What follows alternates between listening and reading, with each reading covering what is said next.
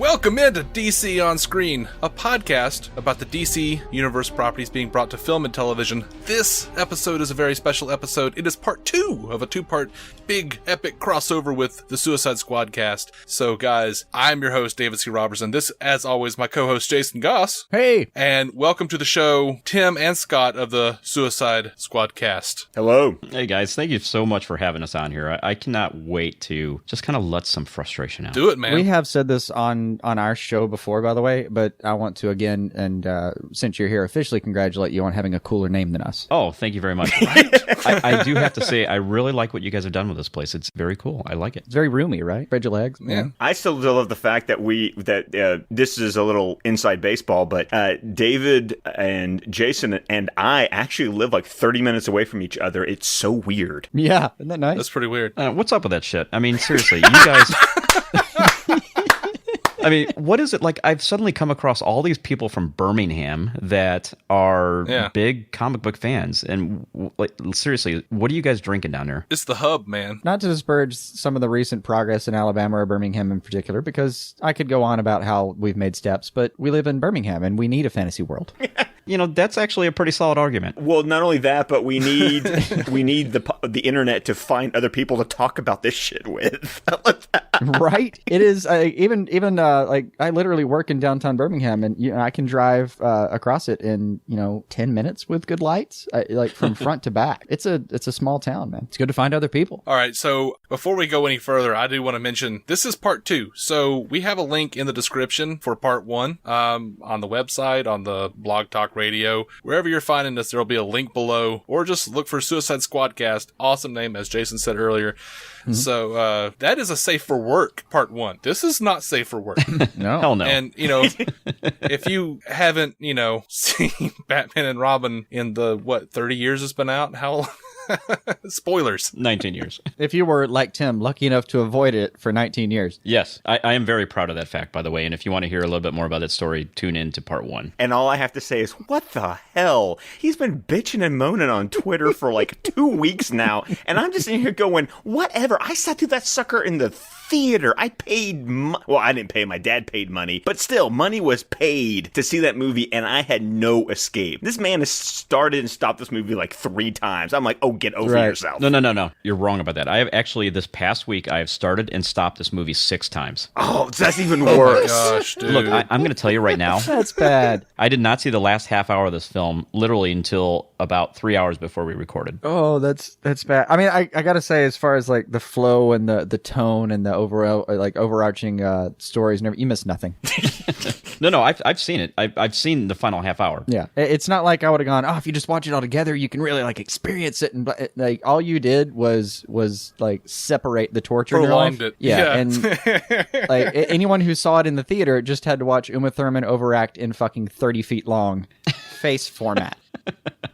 Well, and the fact that she's already like an Amazon anyway, so it's like big screen and like incredibly tall woman, which granted was pleasant to look at. Let's be honest here, but we're not saying she doesn't fill out the costume. We're saying, what the hell were you fucking thinking? Filling out costumes notwithstanding, her acting job made me feel so sick I couldn't even notice how attractive she supposedly was. I was just like, And to be clear, I'm a completist. I already had the first 3 on VHS, so I had to get Batman and Robin, and every time I watched them, I had to watch them all. So I've seen this thing countless times over the years. Oh, God, I'm so sorry. Wait a minute. So you've done this willingly? Well, kind of. Not willingly. It's a form of OCD. It is a form of OCD. But I will say one of my dreams is that somehow I get a hold of all of the deleted scenes, everything they shot, and I could recut it and try to make it into a better movie. Do a supercut? I've been wanting to try that for years. Yeah, I've been wanting to try to make a fan edit of this for years. So, I mean, it's not this film, but I actually saw this past week. Somebody had taken the Bruce Wayne with the death of his parents from Batman Forever and had recut it with the soundtrack from Batman v Superman, basically the opening scene where you had that wonderful Hans Zimmer score. Mm-hmm. And it's amazing what you can do if you just basically kind of change the music and just kind of reorder scenes. So I would love to see that. I mean, that Hans Zimmer score is phenomenal. I was literally I was jogging the other day and I do that sometimes when I have the willpower, and decided I would like turn that on instead of an audiobook. I'm sitting there jogging, and about halfway through the song, I'm like sitting there jogging and fighting back tears. Yeah. It must have looked really like it must have from the if you were watching from a house, it probably looked like I was fighting off like a bee attack of some kind. Yeah, like one of the great stories about Back to the Future is that it was such a mundane movie. There wasn't a whole lot of action going on in that movie. And then they got the great Alan Silvestri, obviously known for Who Framed Roger Rabbit and Forrest Gump, and most notably the Avengers now. Sorry, DC podcast, but still, the Avengers. He did the Avengers, I'm sorry. But he elevated Back to the Future to like you're on the edge of your seat with that score, that famous score. You can't get away from it now. But yeah, I mean, music can really drive, and I'd love to go back in and just take the raw footage of Batman and Robin and just see if I can make something good out of it. I'd love to see that. That's just my weird thing. I don't have all that footage, so it'll never happen. By the way, speaking of things that are on the cutting room floor, or maybe were never even shot, I don't know. Was anybody like friggin' really annoyed by the fact that they never got back to that Julie Madison storyline? Oh my God, yes. It was like, what was the point of... We should get married, and he's like, Ivy? And no meant insult to Elle Macpherson, but what was the deal with just casting random models as actresses and love interests? Because like Vivica A. Fox is in there for like the one scene that she's in a nightie, and she's the only one not freezing in Mr. Freeze's headquarters. So yeah, what was up with? I literally assumed that one of the conditions under which Uma Thurman took on this film was that she said, "I have a few friends you should meet." Yeah, Vivica A. Fox was a big deal because of Independence Day at the time. Oh yeah. But I mean, they did a similar thing in Batman Forever, where they had I don't remember their names in the movies. Sugar and Spice. Yeah, Sugar and Spice. That's right. I had trading cards with those cats on it. I couldn't remember. But yeah, Two-Face's women. Debbie Mazar, good actress. Drew Barrymore, good actress. Both kind of like Drew a little bit more than Debbie, but both top-level actresses. No reason for them to be like in 5 minutes of a movie in like no clothes. Yeah. But there they were in lingerie. In a role that would normally just be good to get your SAG card. That's absolutely. It was nothing. It was a side bit, and they were both better than that years before that. I contend that it was a little bit of what happened in the original Batman series, where just like celebrities like, oh shit, man, I want to be in a Batman movie. They're like, oh, okay, well we don't have a role for you. Can I please just be like, I don't know, Two-Face's hoe? I'm like, oh, okay, sure, whatever. If you want to do that, okay, cool. I want to be in a Batman movie. Well, somebody already said they wanted to do that. Wait, I have an idea. Drew Barrymore and Debbie Mazar, way better choices for Poison Ivy than Uma Thurman. Yeah. Just saying. Yeah. Well, guys, I feel like we need to talk about some of the particular scenes in this film. Which ones do we have in mind? I mean, honestly... There's one set of shots, just one set of shots in particular that I have to point out because, we're all thinking about okay, it. what? I don't know. No amount of genitalia did not make it into this film. Like, crotch shots for all. I could not believe what I was seeing when I saw that. Oh, and the weird part is they don't even give you just a quick butt shot. It's like they start at the thigh and like pull it up. Like you feel violated by the camera work. I'm just saying, it's bullshit that Alicia Silverstone's suit is the only one that didn't have nipples. And yeah, who let Schumacher have all that rope and then finally pulled him in just then? Like, oh no, but she can't have nipples. Sorry, Joel. No, buddy, you can't do that. No, I feel like they were like, should we put nipples on hers? And he was like, ew. No, give her a bat bra. Give her like a little fake bat bra. Like, should we do the bat camel toe? No, absolutely not. We don't want that. It's not this kind of movie. 50s, like an overworked cone-ish looking thing, and like the overworked cone Madonna used to wear. It was somewhere between those. Yeah. It was brutal. Here's something else I want to talk about. Why the fuck do you have a convertible Batmobile? Right. An open top Batmobile and a one-seater when you've had a two-seater car, and then suddenly you have a movie that's called Batman and Robin. No, and then you suddenly switch to the one-seater. It's like he got nervous that someone was going to like take his screen time and went, oh fuck, I'm redesigning this thing. Only one guy can fit in here because chicks dig the car. You know what I think it was? And it would have been a great line for them to have in the movie. I think he got sick of hearing Chris O'Donnell. No, guys. I think you have it all wrong. I think you're missing it on this. I think really what it came down to is Batman basically introduced the new suits to, him and Robin. And Robin is like, basically like, what the fuck are these nipples on here? There's no way I'm sitting in your car anymore. I don't know what's wrong with you. Yeah. Like all of that like nice, cautious, I don't know, thinking about maybe whether you should go with this older man who's suddenly very inclusive and all of that stuff that should have happened in the original Robin story. He just finally caught on and did it between films, by the way, because we didn't ever get to see it. Yeah. Right. Like, I would love to see that he like shows up. He's like, Bruce, you're looking a lot different these days. What are you doing? Yeah. Doing something with your hair? The reason that they have only one seat is because the designers actually thought it would be really cool to do like a roadster type of thing, like a retro roadster type of design. I didn't care for it. I don't care for the whatever it is. What is it? Like a disco looking thing in the center of it. It's weird. There's a rave party that powers the engine. I remember being like 13. What is the purpose of that? I'm watching it and they like the little red bird comes up and I'm like, oh yeah, shit yeah, it's the red bird. And then like opens up and I've been reading the comics, of course, the fool that I am. And it's a little dinky motorcycle and I'm like, oh bullshit, he has a car. Dick Grayson did not have a car. Tim Drake had the car, but still. But and speaking about Robins, did anybody else notice that one, they had an actually semi-comic accurate Robin costume in Batman Forever, and then for Batman and Robin, it's like they took what actually looks like the New 52 Nightwing costume and stuck a cape on it. Yes, and I loved that At the very least, it looked like they just redesigned it to look like Batman's. He just got assimilated by, the Batmanism. I was excited because I was like, I saw that and I thought, oh, that's like a stepping stone between Robin and Nightwing that I could deal with. And you know what? They're probably going to go like full Nightwing the next time. And then I saw the movie and dreams were dashed. Yeah, all hope was lost. I will say this. Now, I actually felt like the Robin costume, the first one before they got to that weird like icy costume that they had later on in the film. You mean we got to sell more action figure variants of all these costumes. Right.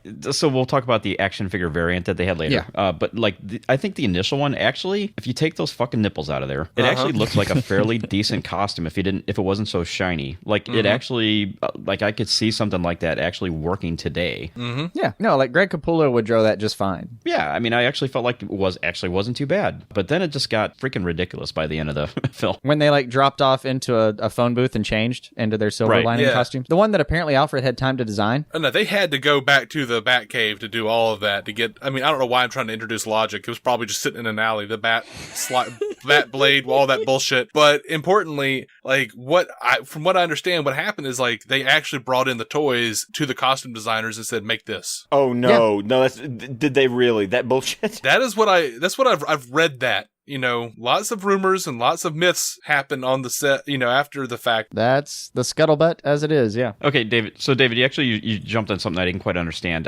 When did that costume happen?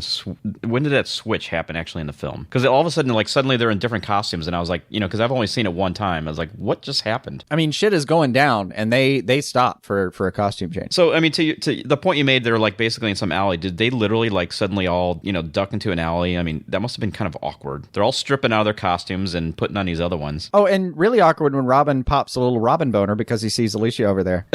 Yeah. Well, Robin, they come together will you trust me, et cetera, et cetera. Robin goes to trick Poison Ivy into thinking okay, I've gone to your side. But he's got the rubber lips. Which was ridiculous. Batman shows up. They're fighting Vines and Poison Ivy, and Robin's in a pool and getting reversed and editing. Yeah. I'm so glad someone else saw that. Good. What was that, by the way? If you thought you saw the same film twice, you were not wrong, sir. That was so weird. That's what happened. That's what you saw. They didn't get coverage. They needed that scene. They needed him to stay underneath that water for a little longer, and they didn't have the scenes. No, Shumacher was weeping into his hands at the time and didn't realize that they didn't get all the shots they needed. So Batgirl comes in, Batman shows people the video, and then Freeze runs off. No, that was later. Sorry. She says the thing about how she killed Nora Freeze. Batgirl beats her because, of course, we can't have males beat the shit out of a terrible villainess who's killing people. And but they're fighting in high heels, and it's the most ridiculous thing I've ever seen. And then the plant, who's her slave or whatever, eats her for no reason, even though she's not eaten at the end. I don't get it. But well, that's a very specific kind of South American plant that you can only sit in one time. Right. After you've sat in it the first time, it's your enemy. So then in between, like, I don't know, throwing ivy into the flower, they're like, okay, so Mr. Freeze is going to the observatory where there's going to be like a ton of these giant diamonds that he claimed was really rare at the beginning of the movie. And there's going to be some like big cartoon planets going around because that's what observatories do. And he's going to turn that shit into like a giant ice cannon. He's going to freeze the city. Oh, wait, it's happening right now. It's happening right now in the narrative. The city is freezing. We should probably go home and get our ice sleds. Yeah. Well, he had that little airboat kind of like sled Robin had. Yeah, they all had some sort of ice thing. And I'm like, one of you didn't even know existed until about 2 seconds ago. How did you make a vehicle? He's Batman. They actually managed to make like a scene that was less plausible than them having like ice skates in their freaking boots. Okay, we need to talk about that. What the hell was that? What gets me, though, is that why did they, if you know you're going into a building that's already frozen, because Commissioner Gordon has told you that the new villain has arrived in town and he's frozen the museum, why aren't those frickin' ice skates already out? Yeah. Yeah. You could have used them to get down, like, to Flintstone your freaking way down the dinosaur just as well, I guess, right? Yeah. Yeah. Right. Or, I'm just going to throw it out there, a grappling hook. So was I the only one who, well, while I thought, like, I remember in the theater, like, when we're in the rocket, the Mr. Freeze rocket, and they, like, jumped out after him on those boogie board things. You mean the doors? I don't know. Yeah, I don't know why those were even built in, but I thought that looked, when I was in the theater as a kid, I saw that and I was like, that is so cool and so dumb. Like, I was so excited and so ashamed at the same time. I honestly think the cinematographer, like, in high school failed physics and some bully laughed at him and he was like, fuck this, I'm going to prove that physics don't matter. And he made this film. I'm still trying to understand why the fuck Mr. Freeze needed a rocket, and then the rocket just serves to blow up, and then the tank that the rocket was attached to, he goes and drives that off after they've gone down the furnace. Also, he takes the rocket and then goes, like, right back where he came from, right? Oh, practically. However, the furnace thing did make me think about that level in Arkham City, so it was like, oh, pleasant memory, and then it was dashed. Right. To my knowledge, to my moment. recollection, I've never been able to find out why he had the rocket in the first place. Mm-hmm. I don't know how a rocket that size would make Gotham a crater either. That doesn't seem right. No, there's no way. I'm not a scientist, so I don't really know the physics myself, but that doesn't seem right. No one in this movie understands craters. They also thought that, like, all right, they think that this tiny little, like, one-person vessel, this is basically the size of a small yacht, maybe, could create a crater that's going to actually swallow Gotham City, which is it's the size of a minivan people or something. Yeah, that thing is going to just destroy an entire city. The city itself wouldn't give a half a damn about that thing falling. Like, 4 people would have a really bad day. That's it. Right. Same time, he doesn't understand craters at all as far as, like, apparently there wasn't a meteor that actually destroyed the dinosaurs. He's convinced it was ice. Yeah, I mean, I agree 100%. I mean, I forgot complete about that. misunderstanding of holes.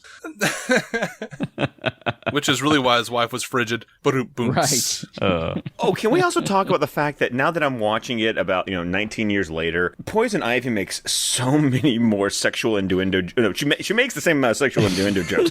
I just didn't pick up on them until I was in my 30s. I mean... Oh. I caught it when I was 13, sadly. The one that I did not that I missed was when she breaks Mr. Freeze out of Arkham, and she says, "Oh, I'll help you grab your rocks." And I was just like, "Oh God, oh God."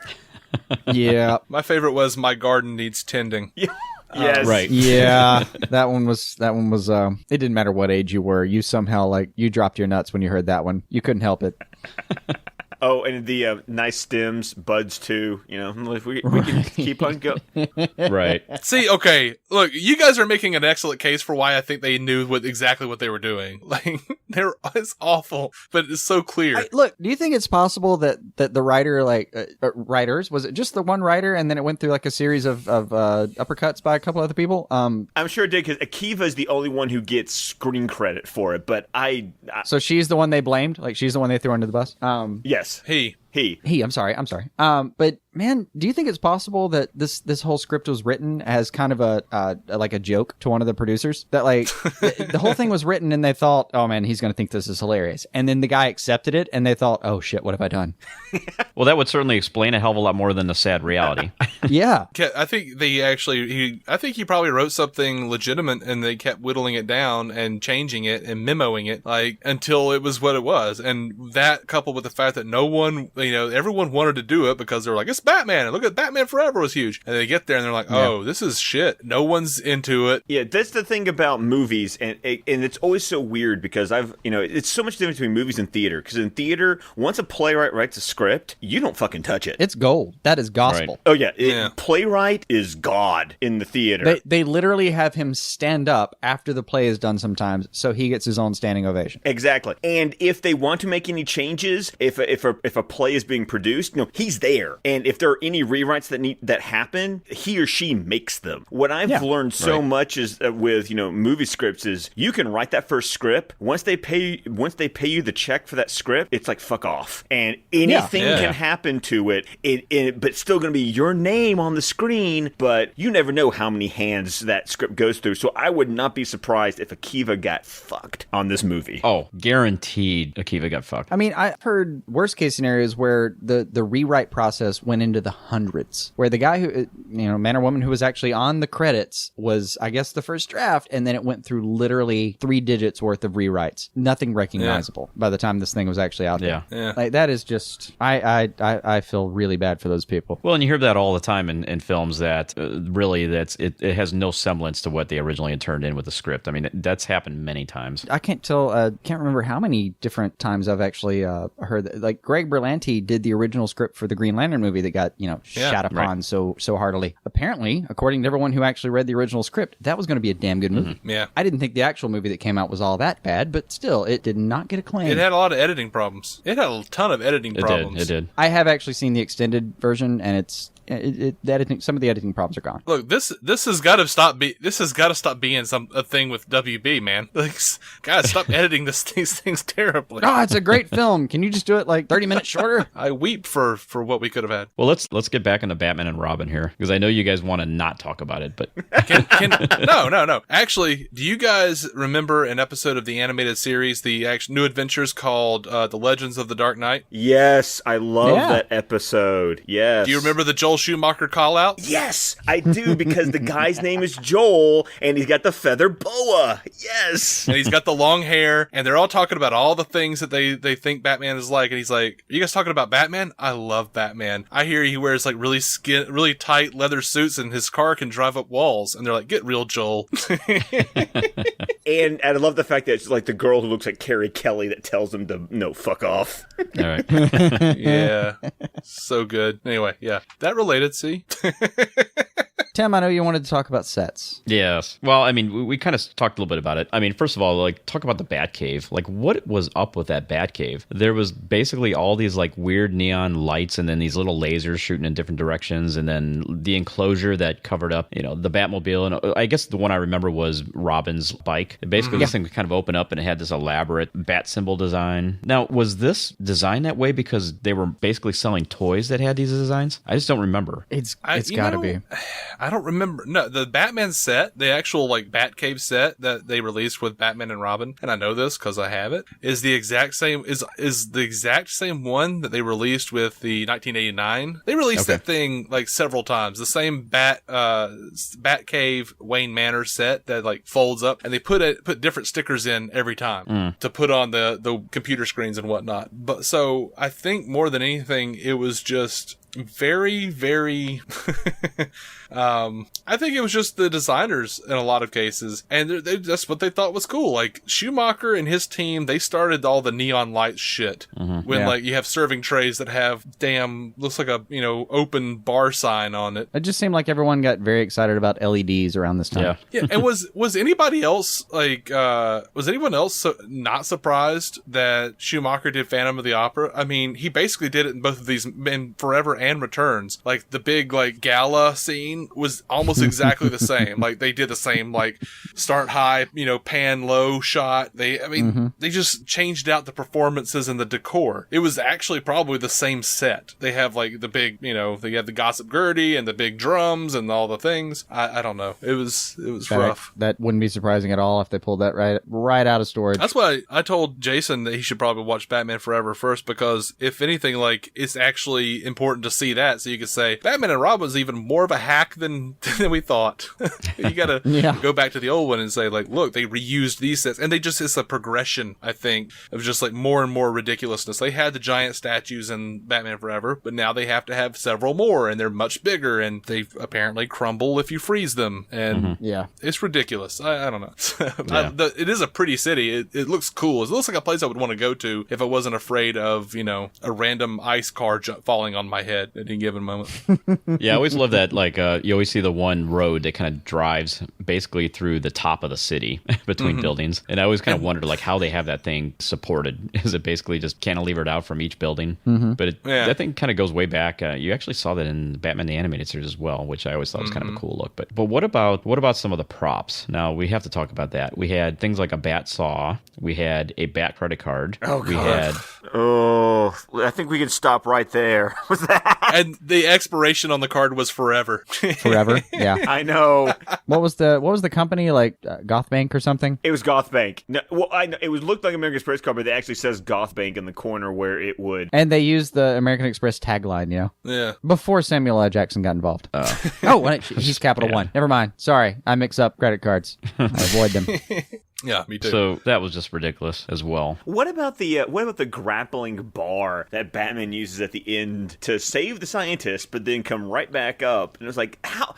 The thing was that occasionally I can give Bat gadgets some leeway, that there's some way that they fit on a belt, but he was pulling shit out that I was like, okay, where the hell was that? Honestly, there was no fucking way that fit into a belt or collapsed into your belt or could attach at any point. Like in Brave and the Bold, when he keeps pulling the he keeps pulling a sword out of his belt, but it looks like it kind of wraps around and it like nanotech style like becomes sturdy when he gets it at full flexibility. And Brave and the Bold is literally more believable than this movie in some ways. It absolutely is, and more entertaining. Fits a fair amount of his gadgets securely into his bat crevice, I believe. Right. What was the thing with his belt buckle? Like, wasn't it like one time it was used to like heat something? Didn't it like turn into a heater? And then there was another time, wasn't it like it was like a little video screen or something? Well, yeah, he's got like the Bat smartphone is yeah. And he records it from a different angle, and somehow he does that while he's like both hands are clearly tied up while he's supposed to while she's saying it. Makes no damn sense. There's no way that footage was ever anywhere near this guy. Also, around this time, it was just like a wet dream of Steve Jobs that you would ever be able to do anything like that with a gadget that small. Right. No way. How did you guys like the shoehorned scientists who basically were like Three Stooges caricatures? Where they're just like, what? Oh, no. You know what it was? I didn't really pick up on the whole like kind of shoehorn thing, but what I thought was pretty amusing about this was basically they must have been in the production of this film. They said, you know what we need to do? We need to add in some comedy relief. And so they basically just threw these scientists up there. We don't have enough puns to make sure the comedy's there. Yeah, we really need to kind of lighten this up a little bit. Yeah, that was kind of bad. And I want to be seriously, these scientists have like Olympic level arm strength. They do. And hand strength. Yes, they do. And he just like leaves them out there dangling like, y'all okay? Hope you are, because I got better shit to do. And finally gets around to saving them while they're falling. Yes. Man, I want to get into what Dave was talking about when he was talking about the big ass diamonds that happen at the end. I want to talk about how do diamonds work as a power source? He just dumps diamonds into the arm of Mr. Freeze's suit, and suddenly I'm at full power. What the hell? I mean, And why did it have to be something so complicated like diamond enhanced lasers to keep your suit cool? Well, how do U.S. military satellites direct sunlight to melt ice on a city? Yeah. Yeah. Right, because of course that's what you can do. And also turning a telescope into a laser. Not at all actually radiation that's doing that. So you can just redirect the light and it does fine. Like enhancing a laser with a diamond, I don't know, in theory, for just a second, that makes sense. I mean, it's at least clear and see-through. And yeah, it sounds okay. And, I can bring up phrases like the crystalline structure and stuff that might make you half believe me for a damn second. But every other thing about that, like if you put a diamond in a suit and ask it to power the suit, the amount of energy it should take to do anything to a diamond should be far exceeded by anything that should have to be done to it. Just in general. There's no way. There's no damn way. And I know that Batman 66 did it. I know that Gotham does it right now. But I'm sorry. If you're a man who cannot survive under sub-zero, above sub-zero temperatures, why the fuck are you not wearing a helmet? How is it that your entire body can be cooled, but you're just oozing out, whatever cold you have from the open head you've got? Right. What? Also, apparently you have like a very specialized brand of cigar that can exist lit in negative 50 degrees temperatures. Right. You guys are overlooking the fact that in Mr. Freeze's lair, he had an intense heat setting on his thermostat. Why? Of course you would.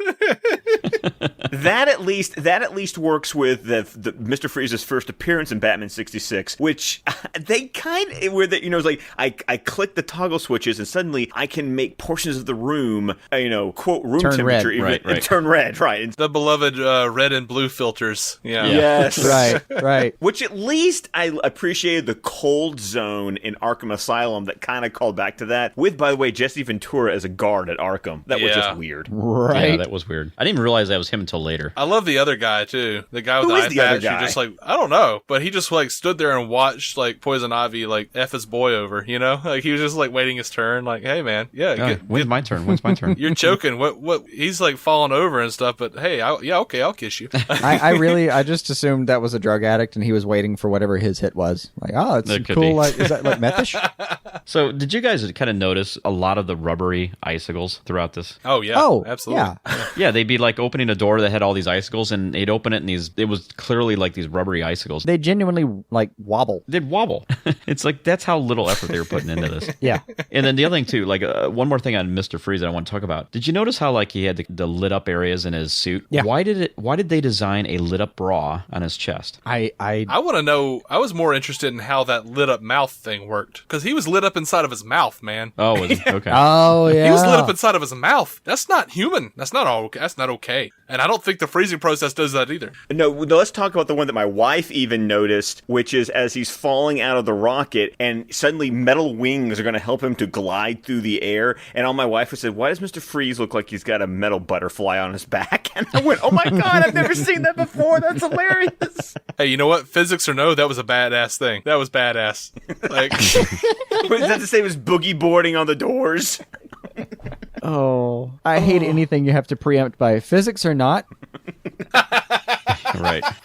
I couldn't help it, man. He's falling and those wings pop out, and I was that was some that was shit from my childhood. When the wings would pop out of your little Silverhawks toy, you're like, shit, yeah. Yeah. That's still the closest I've ever gotten to a Silverhawks movie. Yeah. Yeah, it's true.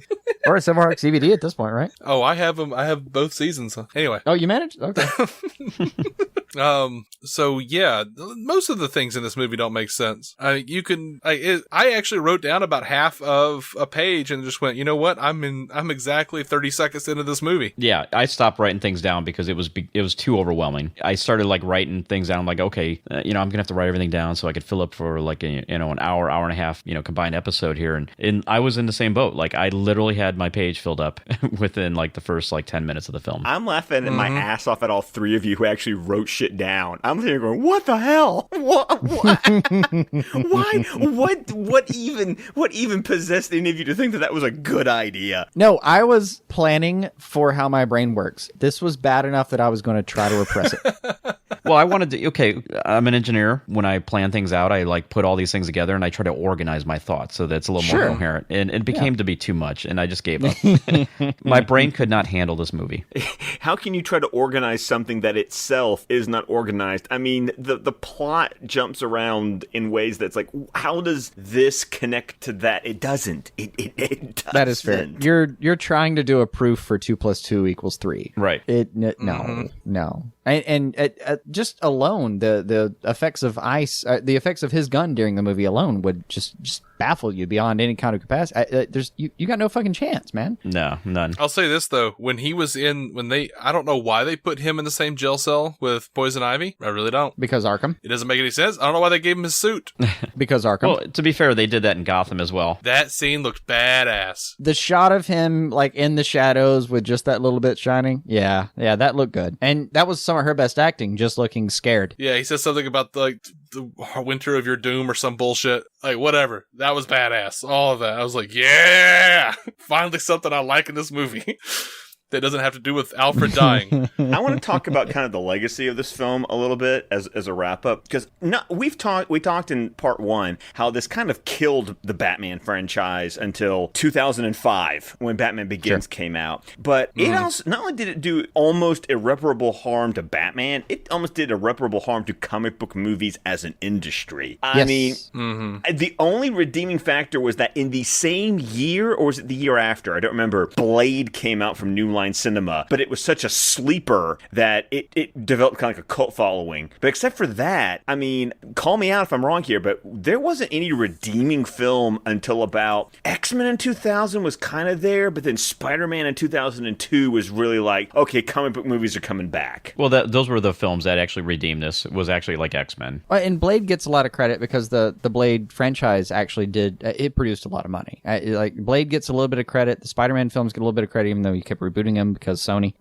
X-Men did some good, but it got mixed reviews. Like no one was going to bet like the Marvel Cinematic Universe on it yet. No one was going to hire Jon Favreau for this. It hadn't earned it. Well, Blade came out and it was totally a sleeper in '98. It was there, but it was more in line with horror enthusiasts than it was with comic book fans or anyone who would be willing to bank any kind of mainstream money on making one. X-Men really did with Bryan Singer, oddly enough, who was beloved for Usual Suspects and Apt Pupil. Doing it, that gave the genre a little more credibility. And by that time, Blade 2 had kind of come out and been kind of a badass movie in its own right. But you can't. And Spider-Man obviously like kind of showed just where like the line should be drawn. Like, yes, we need to be comic book, but yes, we need to be serious. And look at these badass special effects. And in particular, it pointed out how much money could be made. I think Batman and Robin is important because it's very important because you can't know where you shouldn't be going until you've been there and went, oh my God, that's awful. Why would we do that? I don't know. We were trying to sell toys. Well, that's not the point. You shouldn't be doing that. Okay. Like there's a concept called reductio ad absurdum. This is what that is. What is that? Explain. You push a thing to its most absurd point to prove that it cannot possibly be a good train of logic. Oh, it's kind of like our political situation this year. Yeah. Pretty much, yeah. I got you. Or every year. Yep. But yeah, I would say like Batman and Robin is absolutely not the worst we could have done. If you really want to go back into the precedented mythos of the Bat, go back to the Wortham years when they were fighting space aliens and traveling back in time and hanging out with Adam and Eve and shit. Yeah, you really we could have really gone back into some shit. And I kind of wish we had just a little bit. There's a little part of me like if I had like unlimited money, I would totally make the worst Batman movies ever and just see what happened. Like I would and I would love to just go and like I would actually love to get Joel Schumacher and George Clooney back and just see like let's not make it in that canon, but let's do something else. Let's just like do something you want to do. No studios, because I believe that there is a good Batman movie in those guys. I do. It would be at least a fun psych experiment to just tell those two guys like, all right, I know you two can do this. Now I wouldn't want to touch DCEU. No, let him have an Elseworld tell. Let him have hell. Let him do like an animated movie where Clooney voices it and Schumacher directs it. Like even make it in a complete vacuum if you want to, but let them do a film and say no one's going to touch you, no one's going to give you suggestions. What did you actually want to do with this movie? Yeah, I would love to see that. You know what? I'm good. I don't need to see that. You know what? If I had unlimited money, I would buy Warner Brothers, and DCEU would eventually get to Crisis on Infinite Earths, and we would see Clooney, Keaton, Kilmer, if we could get them, and we'd probably ignore Bale and make a joke about it. Right. However many Batman we could get together in one room, I would totally do that. I want to see Crisis on Infinite Earths. I want to see, like, everything seeing that like that 90s Flash in the TV show Flash was one of the happiest moments of my life. Like in that little blurb. Yeah. No, that's the thing is like if I had unlimited resources, I would see all of those Batmen in a scene where they were wondering who each other were, and the person who happens upon them is Grant Gustin. Right. Yeah, absolutely. Yeah. You break the wall in a way that Grant Morrison would be proud of. Well, they almost did that. Did you guys ever see that Batman 75 short that the late great Darwin Cook did? That was like a Batman Beyond short, but he ends up fighting Absolutely. like those robots. It's like all the different Batmen, and that's what that scene would be like, because like little minute and a half cartoon that Darwin Cook did was brilliant. Yeah. Oh, it was gorgeous. Okay, guys. So, what else? You have anything on your hearts? I'm from the South, so we're all from Birmingham, most of us. Sorry, Tim. We know the old preacher speak. Y'all have anything that the Lord's laid on your hearts to talk about in regards to Batman and Robin? Anything more before the benediction here? I mean, the only thing I would kind of say, the only thing that's on my heart is it's immensely depressing to me that Batman v Superman is only 16 points higher than what this was rated on Rotten Tomatoes. I agree. That, to me, that speaks a lot to how much weight you should actually put in Rotten Tomatoes. Absolutely. Completely agreed. And the thing is, though, I'm going to take one more opportunity. I say one more as though I'm not going to do this in the future, to suggest you go watch the Ultimate Edition. It's worth it. It It's completely worth it. We're talking about Batman v Superman. Batman v Superman. There is no Ultimate Edition of Batman and Robin. I can say, please tell me I didn't miss out on something. No, the Ultimate Edition of Batman and Robin is like 2 hours of blank film. Yeah, right. Imagine a world where this didn't happen. Oh yeah, well we couldn't agree more. In fact, Scott and I are about ready to go talk about this. Oh, looking forward to listening to that one. My final thoughts are, I just can't believe I actually own this movie on Blu-ray. But when you can buy a 4-disc collection for $15, it's like, oh, what the hell? Yeah. Why the hell not? Yeah. Why the hell not?